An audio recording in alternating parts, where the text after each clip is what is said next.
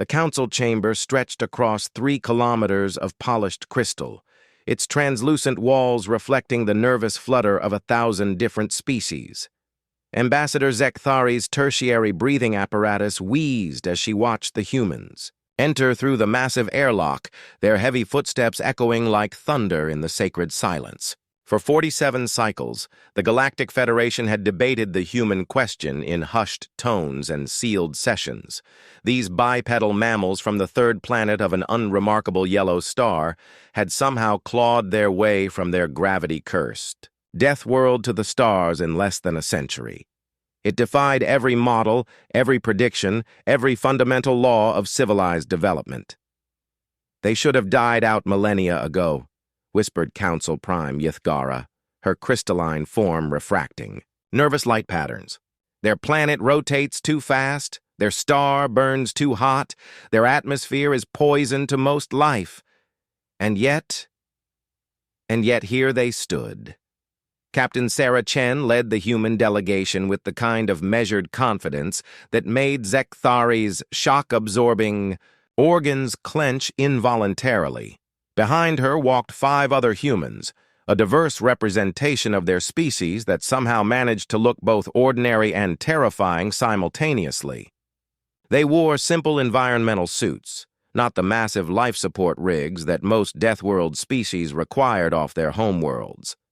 The chamber fell silent as they approached the speaking platform. 3,000 representatives from across the galaxy had never been so quiet. Even the Menthari gas whales stopped their subsonic humming. "Honored delegates," Captain Chen began, her voice carrying clearly through the atmospheric processors, "we come before you not as conquerors or threats, but as neighbors seeking understanding. High Arbiter Kel Noth, ancient even by ethereal standards, raised one of his 7 arms. His voice resonated through quantum fluctuations.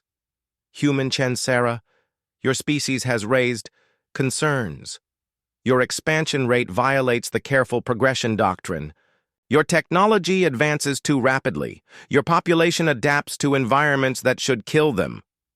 A ripple of agreement passed through the chamber. The humans had established colonies on 17 worlds in just 50 years, worlds that required massive terraforming projects for any civilized species. The humans simply adapted. "With respect, honored Arbiter," Chen replied, "we didn't know there was a speed limit on progress." The audacity of the statement sent shockwaves through the assembly. Species that had spent millennia perfecting. Single technologies gasped at the casual dismissal of their careful ways. Council Prime Yithgara's form blazed with indignant light. "Your species emerged from barbarism to stellar civilization in mere centuries. You wage wars while simultaneously producing art. You polluted your homeworld while learning to terraform others. You are chaotic."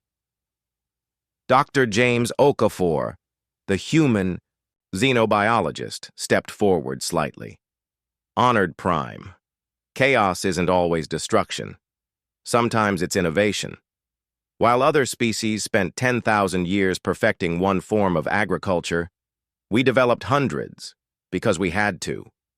Our world tried to kill us with ice ages, supervolcanic eruptions, asteroid impacts, and continental drift. We survived by becoming generalists, by adapting, by refusing to accept that impossible meant permanent. But the mathematics began. Scientist Supreme Veltar of the Logic Consortium. Our guidelines, not laws," interrupted Commander Maria Santos, the mission's security chief. "You calculated that carbon-based life couldn't survive beyond 1.2 G-force. We live at 1.0 and thrive at 1.5. You determined that sapient species require stable environments to develop civilization. We built pyramids during ice ages and reached orbit while our climate was still shifting." The chamber erupted in nervous chittering, electromagnetic static, and pheromone releases. The humans stood unmoved in the center of the storm. "High Arbiter," Kelnoth called for silence with a harmonic resonance that vibrated through the crystal floor.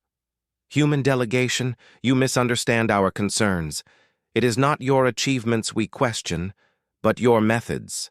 You force solutions rather than finding elegant ones. You adapt your environments instead of adapting to them. You solve problems through brute application of will. Captain Chen smiled, an expression that somehow managed to look both predatory and reassuring. Honored Arbiter, may I share something about human history? The chamber held its collective breath. 200,000 years ago, our ancestors faced extinction. Ice covered our world. Resources were scarce, and every day was a fight for survival. We could have done what many species do, found a comfortable niche and stayed there. Instead, we looked at the ice and said, we'll outlast it. We looked at the darkness and made fire. We looked at the distance between continents and built boats. We looked at the space between worlds and built rockets. She paused, letting her words settle over the vast assembly. We don't force solutions, honored delegates. We refuse to accept that problems are permanent. When the universe says no, we ask why not. When physics says impossible, we say, not yet. When other species see a wall, we see a challenge to overcome or go around. Dr. Yuki Tanaka, the human engineer, activated a holographic display.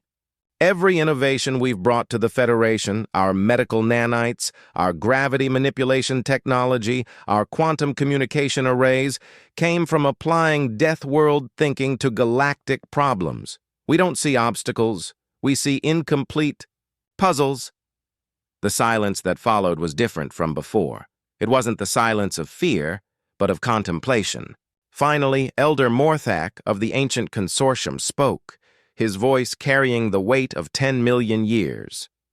You speak of refusing limitations, but what happens when you encounter a limitation that cannot be overcome? What happens when even humans must say, impossible? Captain Chen looked directly at the ancient being, her eyes carrying the weight of her entire species' history. Elder Morthak, we've never found that limitation yet, and until we do, we'll keep taking that next step forward.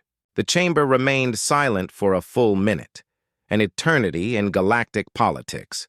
Then, slowly, High Arbiter Kelnoth began to emit the harmonic frequency of acceptance. One by one, other delegates joined in their species-equivalent gestures of acknowledgement. The human question, the Arbiter announced, is resolved. They will remain as they are. Our reminder that even in an infinite universe, there are those who refuse to accept limits. As the human delegation left the chamber, Ambassador Zekthari realized that for the first time in her 3-century career, she had witnessed something unprecedented, an entire galactic assembly admitting they had something to learn from a species they initially feared. The humans had taken one step forward into the galaxy's heart, and somehow everyone else felt inspired to follow.